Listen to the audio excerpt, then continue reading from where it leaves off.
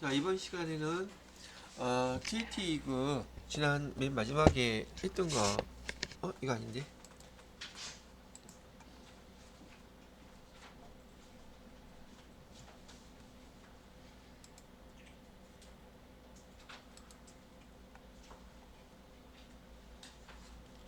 다시 잠깐요. 자, 이거 다시 수정했네요. 자, 55회고요. 지난 9월 17일 날 토요일 날 시행됐던 최근의 문제거든요. 이따 실기할 때 감독관 번호는 여기 SH2라고 제가 미리 써놨어요. 수행할 때 SH2 감독관 번호 쓰면 되시겠고요. 자, 이론부터 설명합니다. 이론은 세 가지 파트, 재무회계 파트와 부가가치세, 소득세 해서 문제가 총 10문제. 여기 점수 배점은 옛날 그 지필로 보던 오프라인에서 보던 시험하고 똑같이 30점인데 얘는 문항수가 5개 줄면서 점수는 그대로 30점으로 되어 있네요. 자, 풀어보도록 하겠습니다. TT 2급.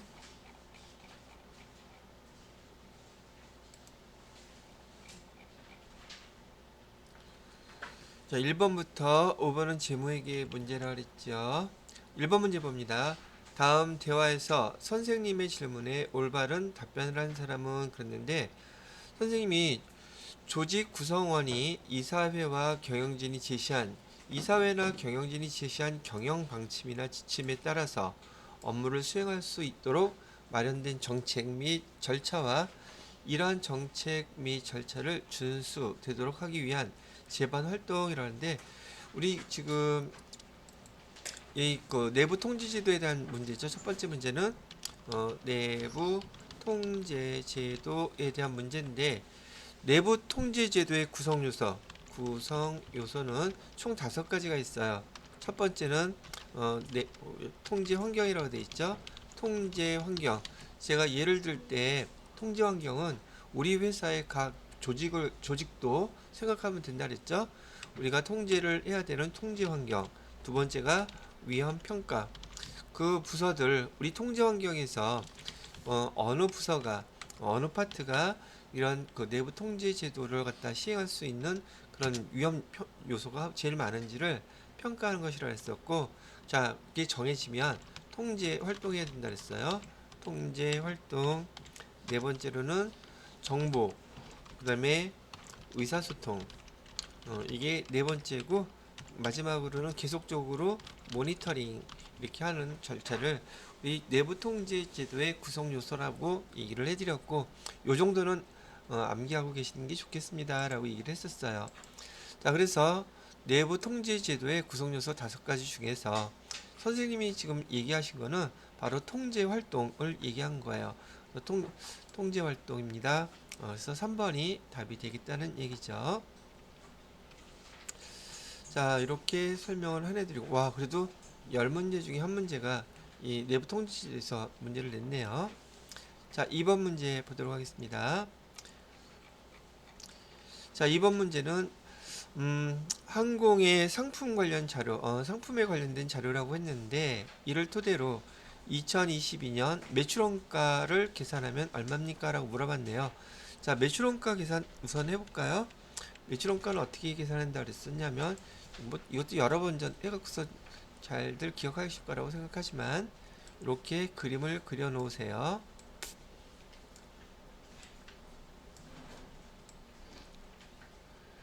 그 다음에 상품 계정이라고 그랬죠. 상품 해놓고서는 기초재고부터 한번 보자고요. 문제에서 보기에서 자료는 기초재고로 기초상품재고에 150만원이라고 가르쳐줬네요. 그럼 여기에다가 150만원 쓰면 되겠고요. 자, 그 다음에 단기 매입액은 700만원이래요. 자, 이것도 복습할 겸 다시 한번 얘기해 드릴게요. 여기 기초상품 재고액하고 단기 매입액 요 2가지 합친 금액을 우리 뭐라고 부른다 그랬었냐면 판매 가능액이라고 부른다고 했던 거 기억하셔야 될 것이고요. 그 다음에 또 모두 기억해야 돼요. 여기 단기 매입액, 단기 매입액은 지금 아무 말 없으니까 그대로 썼지만 얘는 순 매입액을 쓰셔야 된다고 얘기 드렸어요. 순 매입액을 써줘야 되고, 문제에서 만약에 부대 비용이 있었다면 부대 비용은 더해줘야 될 것이고요.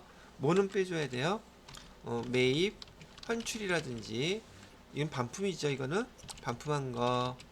그다음에 뭐도 빼줘야 돼요. 매입 할인이라든지, 또 뭐요? 매입 애누리, 이런 게 있다면 이걸 다 빼줘야지만이 순매입액이 계산될 수 있어요. 아마 문제에서 많이 보셨던 항목일 거예요. 순매입액을 이렇게 결정해 놓으면 됩니다. 그런데 여기 기말재고를 쓰려고 봤더니 취득원가가 있고 순실현가치가 있단 말이죠. 요게 헷갈리는데요. 근데 여기서는 뭐라고 되어 있냐면, 문제에서 재고자산을 저가법으로 평가하고 있다고 되어 있죠. 그다음에 평가 손실은 정상적인 것으로 본다고 가정한다고 되어 있는데, 저가법으로 평가가 되어 있으니 취득원가는 지금 300만 원인데 현재 가치는 200만 원이라는 뜻이잖아요. 그럼 우리 기말의 장부에는 취득원가를 기록해야지 돼요? 현실가치를 기록해야 돼요? 당연히 이거 기록해야 되죠. 현재 시장에서의 값어치가 200만 원이라는 뜻이니까. 그쵸? 그래서 여기다가 현재 재고자산의 가치인 200만 원을 이렇게 적어 놓는 거란 뜻이에요. 그러면 계산은 간단하게 나오죠. 850만 원에서 200만 원 빼니까 매출 원가는 얼마가 계산돼요? 매출 원가는 650만 원이에요. 이렇게 답이 나온단 말이죠. 왜 매출 원가가 650만 원인가요? 이 정상적인 거라 그랬었죠. 정상적인 것은 차이나는 그 금액만큼을 매출 원가에 가산한다. 근데 만약에 비정상적인 거라면 얘는 매출 원가에 가산하면 안 되죠. 만약에 문제에서요, 여기처럼 정상적인 것이 아니라고 얘기하고 비정상적인 것이라고 얘기했다면 기말재고가 200만 원이 되는 건 똑같아요. 이렇게. 오케이? 그러면 여기 원가는 얼마가 돼요? 원가가 지금 850만 원에서 200만 원 빼면은 300만 원 빼면은 얼마 되죠? 550만 원 되죠? 매출 원가는 여기 550만 원이 될 것이고, 그럼 차이가 얼마가 차이가 생겨요? 100만 원이 차이가 나죠. 이 100만 원은 비정상인 것이라 할 때는 영업의 비용 처리한다 그랬어요. 뭐 처리한다? 영업의 비용으로 처리한다. 그래서 영업의 비용으로 처리해야 되기 때문에 매출원가에 포함이 되면 안 된다는 얘기예요. 그렇지만 여기서는 지금 정상적인 것이라 그랬죠. 정상적인 건 뭘로 처리한다? 매출원가로 처리한다. 그래서 매출원가가 650만 원이 됩니다. 라고 답이 나온 거예요. 그래서 답은 3번이 되겠습니다. 그 다음에 3번 문제는 가로 안에 들어간 거, 네모 안에 들어간 거 한번 찾아보라는데요. 자, 요것도 잘 보셔야 돼요. 얘는 그 질적 그 특성, 회계정보의 질적 특성에 대해서 여러분들한테 지난번에 설명해 드릴 때 뭐라고 설명해 드렸냐면, 우선 신뢰성과 목적 적합성은 서로 상충될 수 있다 그랬죠. 목적 적합성은 서로 상충될 수가 있는데, 신뢰성은 모든 자료가 완벽한 거, 그 다음에 목적 적합성은 얘를 갖고 기준을 많이 삼는데, 공정가치를 제일 잘 반영할 수 있는 것이 목적 적합성에 가까운 것이다 라고 얘기를 해드렸었어요. 자, 요 기준을 갖고서는 한번 비교를 해보도록 할게요. 시장성이 없대요. 보통 시장성 없는 유가증권은 우리 보편적으로 매도 가능 증권을 많이 써요. 그런데 역사적 원가를 적용하는 이유는, 이렇게 시장성이 없는 매도 가능 증권에 대해서 역사적 원가를 적용하는 것은, 얘도 원칙은 공정가치를 갖다 기록하게 되어 있지만 시장성이 없기 때문에 1년 내내 결산할 때까지 거래가 한 번도 없었어요. 그렇다면 공정가치를 알 수가 있을까? 없잖아요. 그럼 원래 처음에 샀던 그 가격을 그대로 써야 되겠죠. 원래 가격을 그대로 쓰니 얘는 여기 검증 가능성은 또 뛰어나겠죠. 여기 검증 가능성이라고 또 얘기해 준 것은 신뢰성에 해당되는 항목이잖아요. 그죠? 그래서 검증 가능성은 뛰어나요. 그러나 유가증권의 실제 가치를 나타내지 못하죠. 현재 공정가치를 알 수가 없어 나타낼 수가 없으니 뭐는 떨어지겠어요? 목적 적합성은 떨어진단 말이에요. 공정가치를 반영해야 되는데 못하니까. 그래서 답은 여기 3번이 되는 거예요. 요거는 난이도가 은근 있는 문제이긴 한데 제가 말씀드렸던 신뢰성하고 목적 적합성을 상충관계를 비교할 때는 목적 적합성은 공정 가치를 잘 반영하는 것, 현재 가치를 잘 반영하는 것이 목적 적합성이 높다 이렇게 이해하시는 게 좀 이해하기 쉬울 것이라고 얘기를 해드렸단 말이죠. 그래서 요거 구분을 이렇게 구분을 해보시면 될 것 같아요. 자, 그 다음에 4번 문제를 보도록 하겠죠. 자, 4번 문제 같은 경우에는 지금 2022년 기말에 감가상각비 물어보고 있어요. 보니까 되게 쉬운 것 같은데 이게 쉬울까 어려울까? 쉬운데 안 해봤으면 어려워요. 어떻게 하는지 보세요. 2022년 1월 1일 날 기계장치 지금 2천만 원이라고 그랬어요. 취득가격이. 내용뉴스는 5년, 잔존가치는 0원, 정액법이라고 되어 있는데 2022년 7월 1일 날 이 기계장치에 대해서 자본적 지출이 발생했대요. 360만 원. 요거를 처리해서 감가상각비 계산하는 거를 여지껏 설명해 본 적이 제가 없어요. 여러분들한테는. 요거 계산하는 방법 보여드릴 테니까 잘 익혀 놓으세요. 이것도 난이도가 좀 있는 문제이긴 한데 그렇다고 모를 문제는 아니란 얘기예요. 하는 거 잘 보시란 얘기고요. 지금 문제는 며칠 날짜로 감가상각비를 갖다가 우리가 계산해야 되느냐 하면 12월 31일 날짜로 계산해야 돼요. 그죠? 그런데 지금 여기 1월 1일부터 7월 1일 전인 6개월 동안은 얘 감가상각 할 수 있죠. 감가상각 어떻게 하면 돼요? 2천만 원에다가 내용연수는 지금 몇 년이라 그랬어요? 5년 이렇게 나누면 정액법이니까 나누면 얼마 나와요? 400만 원 이렇게 나오죠. 근데 이렇게 400만 원 나오는 거는 얘는 지금 1년치잖아요. 근데 지금 얘 몇 개월만 사용했어요, 일단은. 6개월만 사용했잖아요. 6개월만 사용했으니까 어떻게 해줘야 돼요? 12분의 6 이렇게 해줘야 될 거 아니겠어요? 여기다가 12분의 6 이렇게 계산하면은 지금 6개월 동안의 감가상각비는 얼마로 계산됐어요? 200만원 이렇게 계산됐죠. 자, 따로따로 해야 돼요, 얘를 대신. 그러면 2천만원짜리 사서 여기 지금 감가상각비 6개월 200만원 했으니까 그러면 장부가액은 얼마가 됐겠어요? 2천만원에서 감가상각 누계액으로 200만원 이렇게 빼주게 되면 장부가액은 7월 1일 시점에서는 현재 1800만원 이었었겠죠. 그죠? 근데 자본적 지출은 기계장치로 기록하기 때문에 기계장치의 장부가액이 그만큼 증가하겠죠.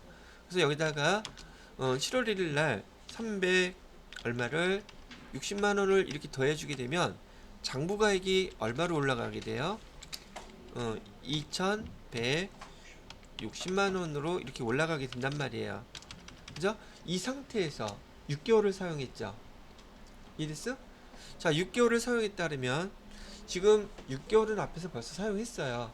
6개월을 사용했는데 지금 2000 자본적 지출이 포함되어 있는 여기 장부가액 2160만 원짜리를 사용한 건 6개월이에요. 근데 남아있는 그 기간은 몇 개월이 남아있는 거예요. 개월수로 따져야 돼 이거는. 자, 5년이면 60개월이죠. 60개월에서 앞에 지금 6개월은 사용했잖아요. 그럼 남아있는 총 개월수는 몇 개월 동안 생각을 해야 돼 얘를. 54개월 동안 해야 된단 말이에요. 앞에 6개월 사용했으니까. 오케이? 그래서 54개월 동안을 이 2160만 원을 정액법으로 생각을 해 주셔야 돼요. 근데 지금 몇 개월 사용한 거예요? 7월 1일부터 12월 30일까지 6개월 사용한 거죠? 이렇게. 그래서 2160만 원 곱하기 54분의 6을 해 주셔야 돼요. 요게 특이한 것이고 여러분이 이번에 처음 배우시는 거예요. 감가상각하는 방법. 중간에 이렇게 자본적 지출이 발생했을 때 자본적 지출을 포함시키면 장부가액이 바뀐단 말이에요. 근데 그거를 이제 남은 기간 동안에 생각을 해줘야 되기 때문에 총 남은 기간은 60개월에서 앞에 6개월 사용했으니까 54개월분의 6 이렇게 해주게 되면 얼마가 계산이 돼요? 금액 얼마 나와요? 240만원 나오죠. 240만 원. 자, 그러면 여기서 문제에서 질문했던 거는 뭐하고 뭐 물어봤어요? 감가상각비 기말이 얼마냐고 물어봤죠.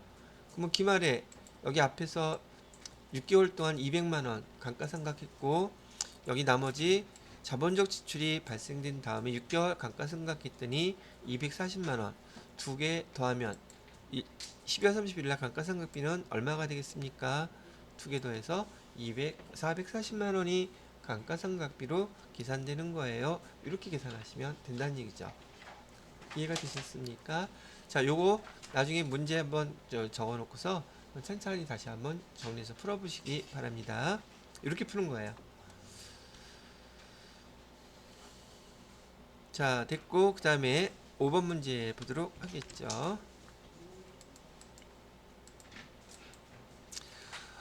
우선 항공은 단기 중에 유상증자를 2차례 실시했대요. 유상증자면 자본금이 증가하는 거죠. 그래서 다음 자료를 토대로 재무상태표에 표시되는 주식 발행 초과금이 얼마일까요? 물어보고 있네요. 단 전기말 주식 발행 초과금이나 주식 할인 발행 차금 잔액, 만약에 얘가 있었으면 얘부터 상기해야 되죠. 근데 지금 아예 편하게 해주려고 없다고 하네요. 자, 그러면 제가 옆에다가 3월 5일 때 분계와 그다음에 9월 20일 거래에 대한 분계를 두 개 같이 동시에 해드리도록 하겠습니다. 자, 우선 3월 5일 거래 발행 주식수 1000주, 발행 주식수하고 한 주당 발행 금액은 만원, 액면가액은 5,000원. 그럼 얘는 지금 증자하는 거죠. 주식 발행 수수료는 없대요. 그러면 차변에 지금 발행 금액 만원짜리 5,000원, 그죠? 발행 금액 만원으로 1000주를 발행하게 되면 차변에 돈 들어오는 거 어디로 들어왔다 그럴까 이거? 보통 예금으로 들어왔다고 칠게요. 보통 예금으로 받았다 그러면 돈 얼마를 받았겠어요? 1000주에 만원이니까 1000만원 되겠죠. 자, 그래서 1000만원. 자, 그런데 대변에다가는 주식을 발행했다 그러면 주식수 곱하기 발행 주식수 곱하기 액면해야 되죠. 주식을 발행하게 되면 증자라 그랬었고, 증자는 자본금이 증가하는 거라고 얘기해 드렸었어요.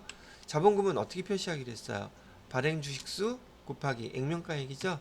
그러면 500만 원이 자본금이 증가할 것이고, 500만 원은 뭐로 나오겠어요? 500만 원은 주식 발행 초과금이 되겠죠? 초과금 해서 칸이 모자르겠었어. 500만원 이렇게 될 거예요. 그럼 일단 첫 번째 3월 5일 거래에서 주식 발행 초과금이 500만원 발생했다는 거는 여기서 확인하실 수 있죠. 그래서 주식 발행 초과금 500만원. 자, 그 다음에 두 번째 거래를 볼게요. 두 번째 거래는 9월 20일 거래네요. 아이고, 여기 좀 되다가 9월 20일 거래에서는 이번에도 주식수는 1000주 똑같이 발행했는데 이번에는 발행 금액이 4,000원이에요.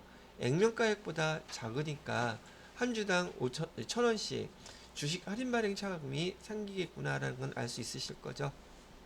자, 얘도 보통 예금으로 돈 받았다고 치고요. 차변에 보통 예금으로 입금된 금액은 발행 금액 4,000원에 1000주니까 400만 원이 이렇게 증가했겠죠. 자, 그렇지만 대변에다가는 자본금은 똑같이 주식을 발행했기 때문에 발행 금액하고는 상관없어요. 주식수 곱하기 액면가에 자본금은 똑같이 500만 원이 이렇게 들어오겠죠. 자, 그러고 보니까 차변과 대변에 지금 차이가 얼마가 생겼어요? 100만 원이 차이가 생겼죠. 여기서 주식 발행 주식 할인 발행 차금 100만 원을 써야지 되는데 지금 앞에서 주식 발행 초과금 전년도 거는 아니지만 전년도에 발행했던 주식 발행 초과금이 남아있죠. 남아있는 이 금액을 먼저 사용해서 없애셔야 돼요. 금액은 얼마가 되겠어요? 주식 발행 초과금 해가지고 100만 원을 갖다가 딱 쓰면 되겠는데, 그죠?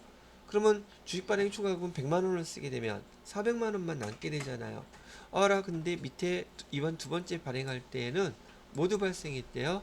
수수료 비용이 수수료가 10만 원이 발생했대요.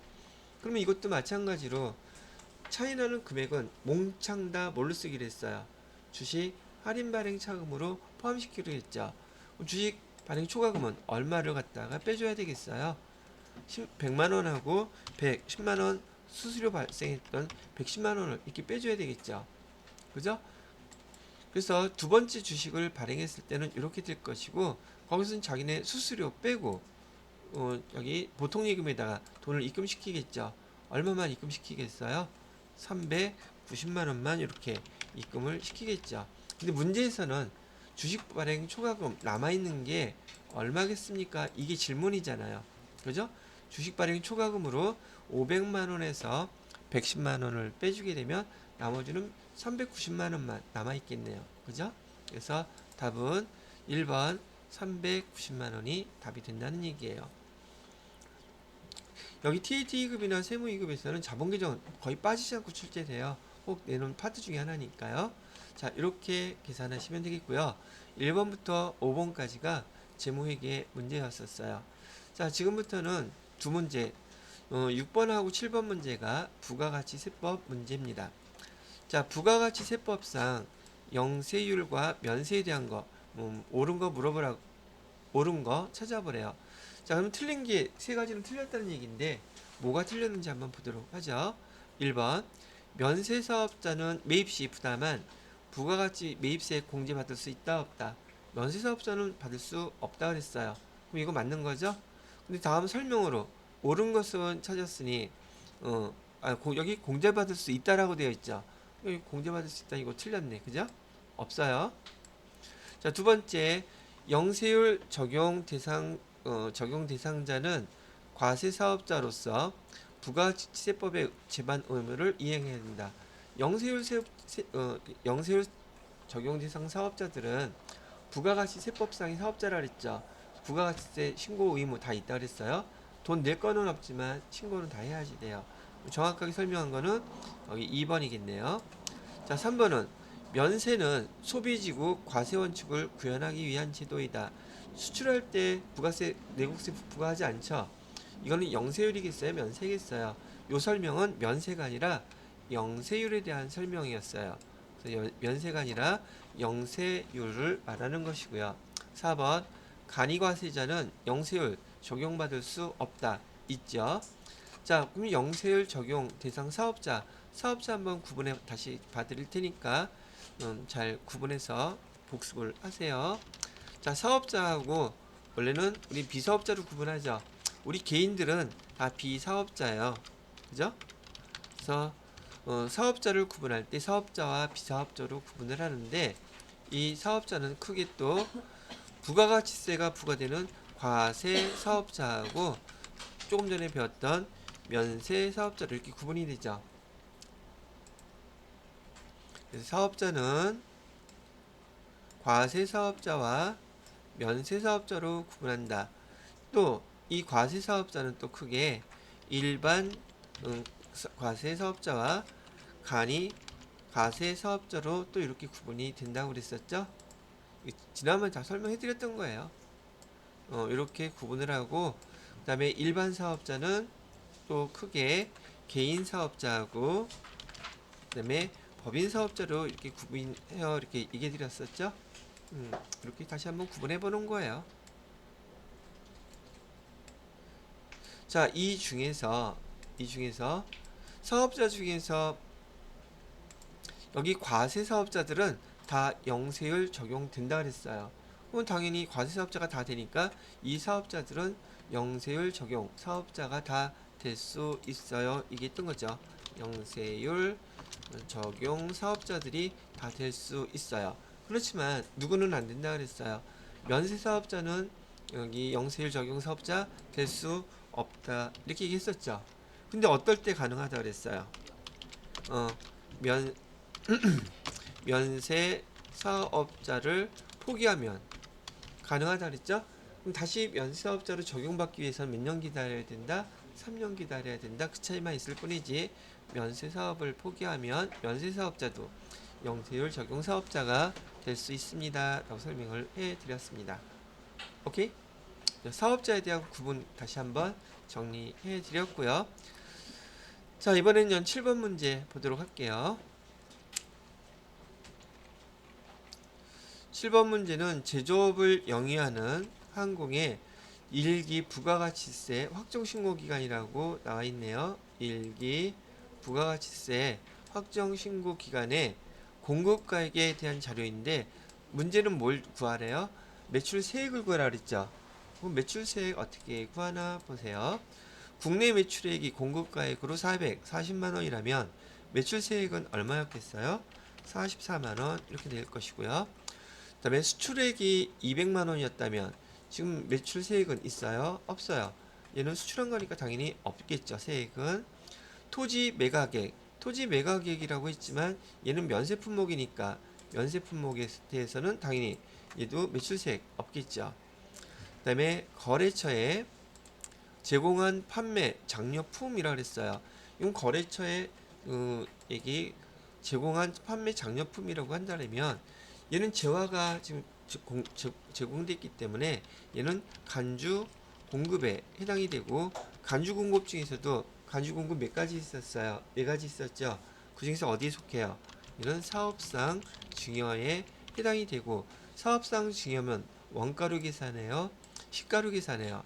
시가로 계산하니까 시가가 50만원짜리였다면 여기 세액은 얼마가 내야 돼요? 5만원 이렇게 내야 되겠죠. 그래서 매출세액 다 계산하니까 얼마가 됩니까? 라고 물어봤을 때 얼마예요? 다 요거 합치니까 49만원이 답이 되겠죠. 그래서 1번이 답이 되는 거예요. 간주 공급은 어저께도 써드렸죠. 또 써드려요? 안 써줘도 돼요? 다른 사람을 위해서 써? 아 근데 매번 쳐야 되잖아. 안돼, 빨리 지금 넘어가자. 자, 간주 공급 말로만 해놓을게요.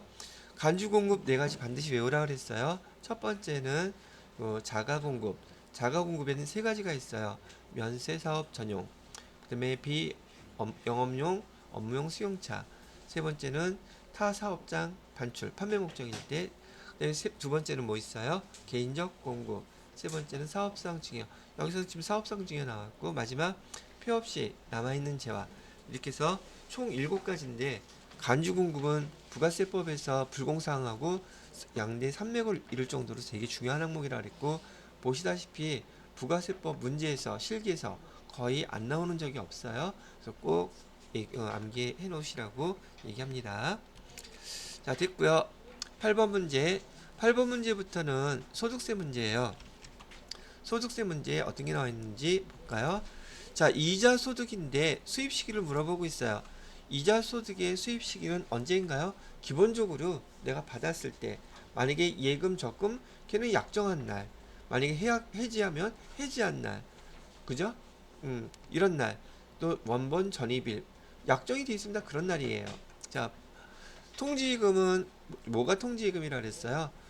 회사에서 은행에다가 예금에 가입해 놓은 후에 2주 전에, 실무에서는 2주 전 또는 한 달 전에 내가 인출할 의사를 밝히면 돈 인출하는 날, 인출할 때가 여기가 이자 소득의 그 수입 시기예요. 통지예금은. 오케이? 통지예금 뭐라 그랬다고요? 통지예금이라는 것은 제가 예금을, 예를 들어서 예금에 지금 가입을 해놨어요. 그런데 이 예금을, 오늘이 며칠이라 그럴까? 오늘이 10월 5일이죠.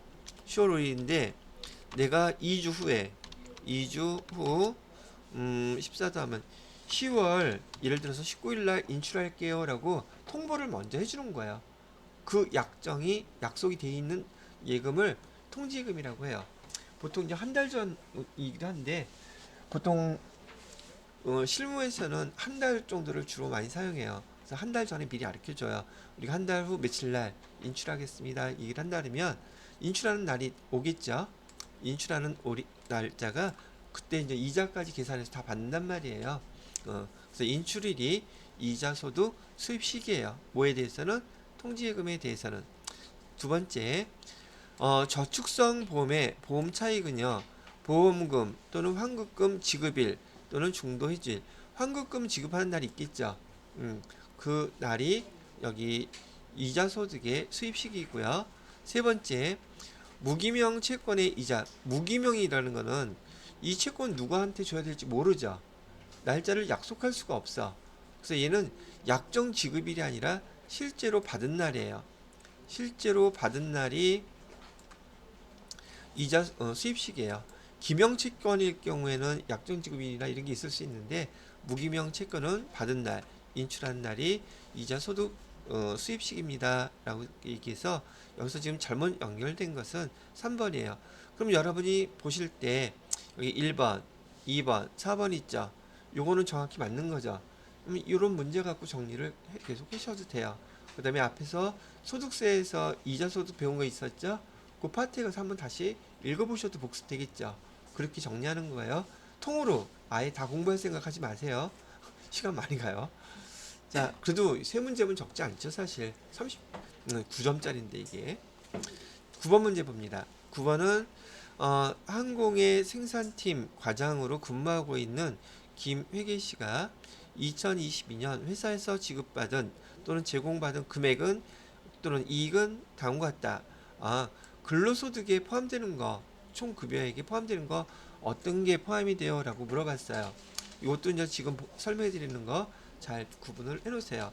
우선 해당되는 것부터만 설명을 해 드릴게요. 여러분 금방 알아들을 수 있는 거. 다 해보시면 월급 20만, 아니, 월 20만 원씩 받는 자가운전 보조금이 있죠. 자가운전 보조금은 누구 소유거여야 된다 그랬어요? 거기 소득자 소유여야 된다 그랬죠.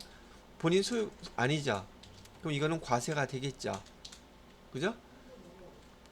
그래서 첫 번째 여기 설명해 드렸더니 이런 과세예요. 그다음에 월 10만 원씩 지급을 받는데요. 근데 별도로 식사를 제공받고 있죠. 그럼 얘도 뭐예요? 얘도 과세죠? 총 급여액이 다 포함되는 것들이란 뜻이에요. 자, 그래서 답은 다하고라 여기 2번이 답이긴 한데요. 여기 설명되어 있는 것 보기 중에서 자, 여기 사택을 무상으로 제공받았다 그랬잖아요. 이게 지금 임원일 때와 주주 일대 알대가 차이가 있어요.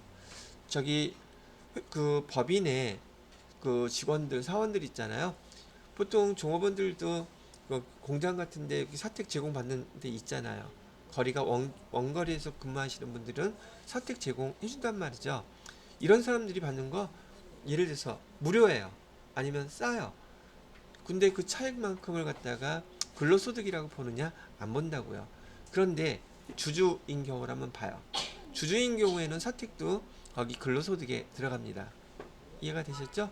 이게 대상이 누구냐에 따라서 다르기 때문에 사택을 무상으로 제공받았다 할지라도 거기 누구일 경우는 주주일 경우에는 여기 이익으로 봐요. 그렇지만 직원들, 사원들은 보지 않는다. 이렇게 참고해 주시면 되겠고요. 그래서 얘는 안 본다는 얘기고 지금 얘는 아니라는 얘기고요. 그 다음에 사부의 그 배낭 여행기를 기부하고 받은 금액 이것도 소득은 소득이죠. 왜? 직원인데 지금 해외 여행 가면서 그 사내 사부에다가 기부해서 원고료로 돈을 받았어. 소득은 맞아요. 소득은 맞는데 얘는 여기 기타 소득이라고 부른단 말이죠. 지금 여기 문제에서 뭘 물어봤어요? 근로소득이냐고 물어봤잖아요. 근로소득이 아니라 이거는 기타 소득이에요. 이해가 되셨는지요? 그래서 해당이 되는 사항이 없다고 얘기가 나온 거랍니다. 자, 이렇게 구분을 해보시면 되겠고, 그 다음에 10번 문제, 마지막 문제인데요. 거주자 김환공 씨의 동거 가족 현황이래요. 이를 토대로 김환공 씨의 2022년도 종합소득 과세표준 계산할 때 인적공직 물어보고 있네요. 자, 그러면 인적공직부터 구분을 먼저 해드려야겠네요. 우선 인적공제는 크게 두 가지로 나눈다 그랬어요. 기본공제는 기본공제 대상자에 한해서 1인당 얼마? 1인당 100 50만원 해주죠. 당연히 여긴 누구 포함되어야 돼요? 본인 포함해서 1인당 150만원 자 해야 된다 그랬었고요. 자, 그 다음에 인적공제 두 번째는 추가공제가 있네요. 추가공제는 뭐뭐걸 추가 공제라 그랬어요. 첫 번째 경로 우대. 경로 우대 공제는 1인당 얼마요? 70만원. 아니 뭐야, 100만원. 만 70세 이상일 때 100만원을 공제해준다 그랬어요. 만 70세 이상일 경우. 자, 그 다음에 두 번째로는 장애인 공제 있죠. 장애인 공제. 장애인은 200만원. 그 다음에 세 번째는 여기 한부모 공제. 한부모 공제는 1인당 얼마? 100만원. 자, 마지막 부녀자 공제. 부녀자 공제는 50만원.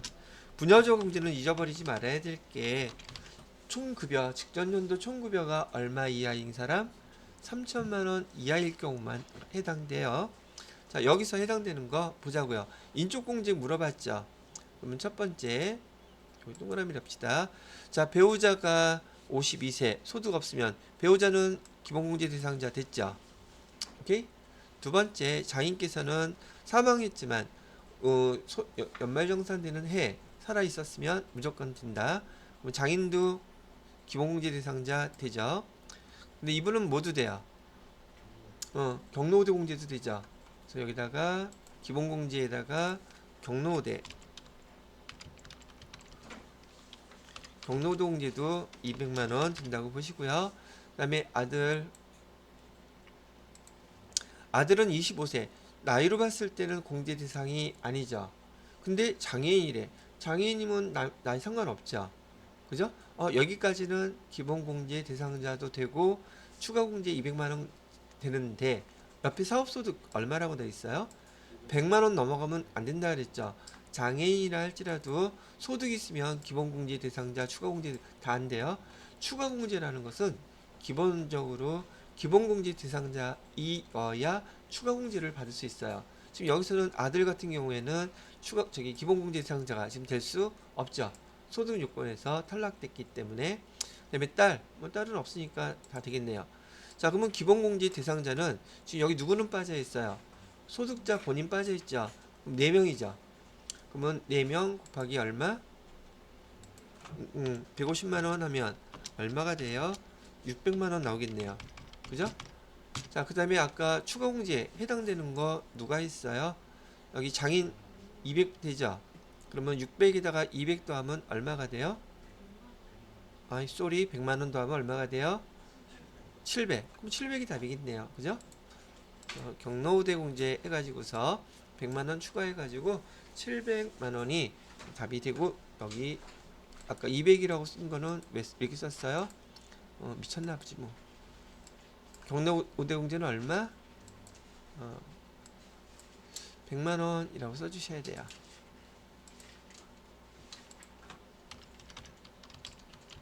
이렇게 하면 되겠죠? 자, 여기까지 해서 제 55회 그 기출문제 1호 문제 10문제를 쭉 풀어봐 드렸고요. 식사들 하시고 다음 시간에 실기 이어서 녹화 설명해 드리도록 하겠습니다.